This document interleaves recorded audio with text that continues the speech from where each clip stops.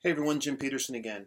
Welcome to sample 2 of the topics in the Groove Concepts series. So we're going to talk about our second groove concept, and that is alternative approaches to chords and harmony. One of the challenges that we face as guitar players is learning things by shapes and patterns. For example, if you open up most guitar books and look at a typical bar chord or seventh chord, you might see something like this. We all know that that's a C major 7 chord. Then you have another one that might look like that. You may even see a few inversions, something that looks like this, or maybe even if it's a more advanced book, some other kinds of voicings. Okay? The issue here as it relates to funk guitar, specifically as it relates to groove concepts, is that when you play inversions such as these, you're playing the same 4 notes, only at different parts of the neck. What I've observed, this definitely happened in my own playing, and as I speak to a lot of students, there's a lot of frustrations about getting locked up at one spot on the neck. You want to do more to embellish the harmony, you want to do more to embellish the melody, and create some interesting ideas, but because you're staying in one spot, you really don't have that option. So let's suppose I'm playing a groove in A, a very friendly guitar key. So my choices are, if I base things on shape, I can base things on this shape, and there's a few more. Okay, this one up here. Okay, these are typical shapes, but they don't always give you the freedom that you need to go up and down the neck and navigate embellishing the harmony, embellishing the melody, thus funkifying your part to a higher level. So let's talk about how to do that. The way that we do this is that we borrow notes out of what's known as the chord scale. Another name for chord scale is mode. Okay, you've probably heard that term before. We'll talk more about the specific modes and the order that they show up in a little bit later on in this series. But for today, we're going to talk about example 1 as it relates to the chord that's we're focusing on, and that is A dominant 7th. Okay? So A dominant 7th is made up of 4 notes. The root, which is A, the 3rd, which is C sharp, the 5th, which is E, and the 7th, of course, which is G.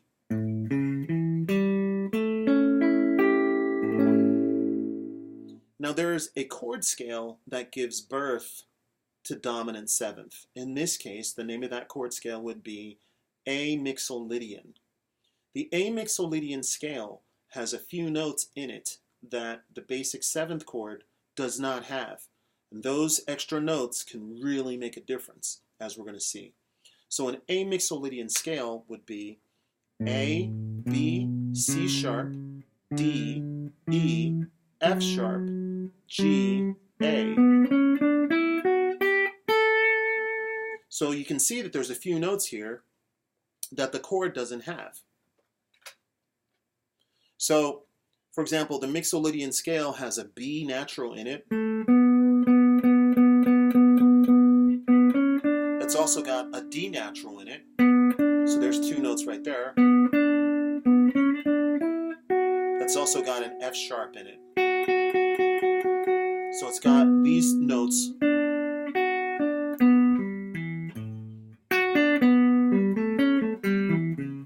Okay, that can make a huge difference.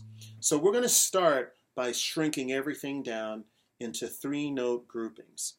We're going to play that same chord scale. We're going to put the root of the scale on the top. This is A natural at the 2nd fret, E natural right underneath it, also at the 2nd fret, 4th string, and the 3rd, C sharp, on the 4th fret of the 5th string of the guitar. Okay, we're just going to choose those 3 notes for now. The 3 notes that I use, I'm going to move up the chord scale. With each note that I play, the scale tone that follows whatever note that I'm going to play is going to give me my new triad voicing. that means that the third, C sharp, is going to move from C sharp to D. The note that's in the middle, the fifth, which is E, is going to move to the next scale tone, which is F sharp. The note that's on the top, which is the root, is going to move to the second scale tone, which is B, and then that's going to create my next voicing.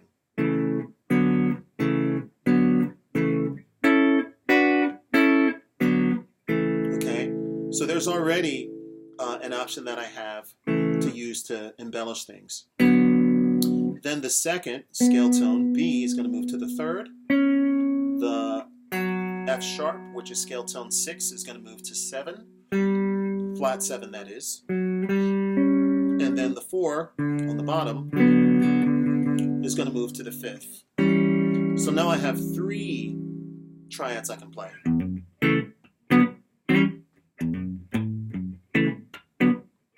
Okay, starting to sound more like music. And that's the true process. As I go up, you're going to hear, okay, so the note on the top is going, the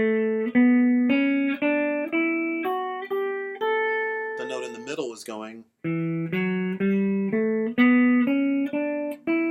the note on the bottom is going.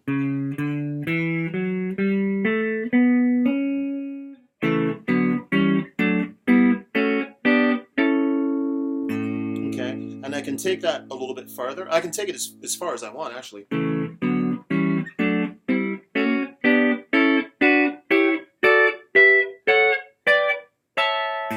Okay, so now, instead of having this,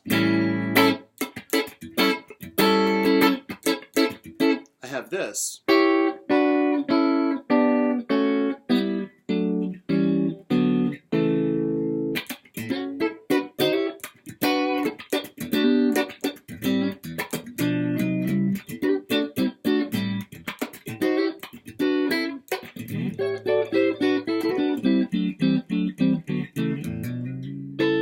Okay, so there's a lot more that I can do to embellish.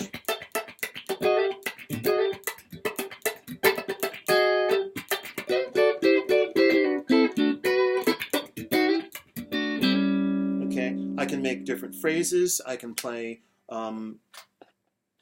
different improvised ideas. Okay, so that's example number 1. Examples 2 and 3 follow the same suit. Example 2 is dealing with A minor 7. Well, the chord scale that we would use for A minor 7 is A Dorian.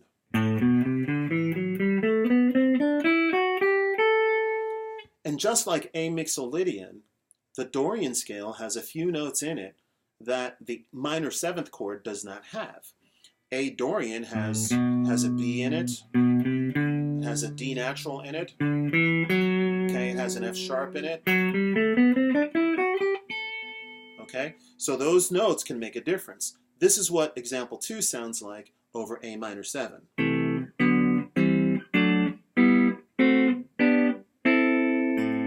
Okay, so if I'm playing a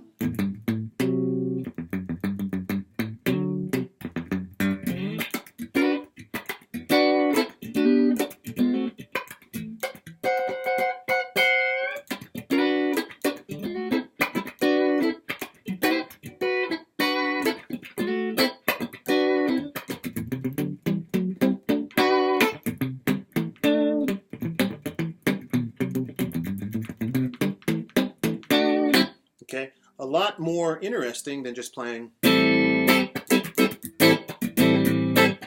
know, you have the box around there. So that's example 2. Let's talk about example 3. Example 3, same thing. Only example 3 is dealing with a major 7 chord. And the chord scale that we would associate with major 7 is called Ionian. Okay? So if I play an A Ionian scale, that's basically an A major scale. Okay? There's a few notes in there as well that are not in the chord, and those notes make a difference. Here's example 3. Okay? This kind kind of reminds me very much of Motown. So if I'm playing a...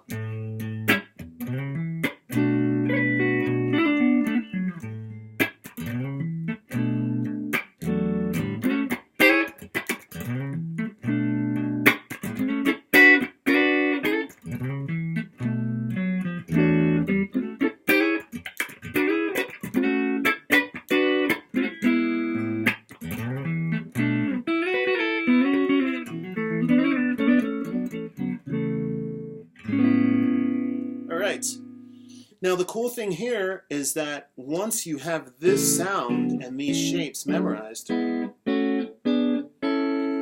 can experiment. You can start maybe perhaps moving some notes around. Let's go back to A minor 7. Okay, I can play,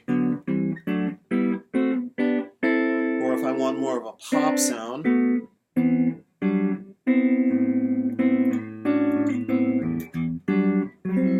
okay, I can do all kinds of... All right, so I'm just taking different notes out of that Mixolydian scale, out of the Dorian scale, and instead of thinking 1, flat 3, 5, flat 7, I'm just thinking of all of the notes in the scale at the same time and putting them in a grouping of 3 that suits whatever sound that I want to get. If you want a jazz sound, maybe you want to use perfect 4s.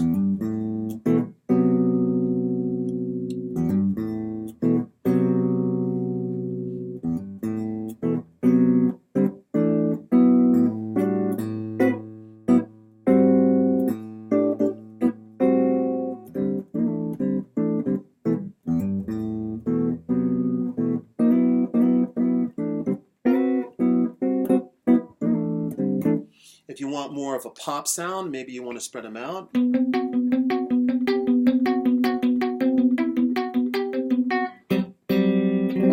Okay, more of a progressive sound. You can cascade notes. Okay, so there's a lot of freedom that comes when you free yourself up from thinking shapes. It really does grow your chord and harmonic vocabulary quickly, which is the whole purpose of this section. Okay? Thanks a lot. And we're moving on to our third section.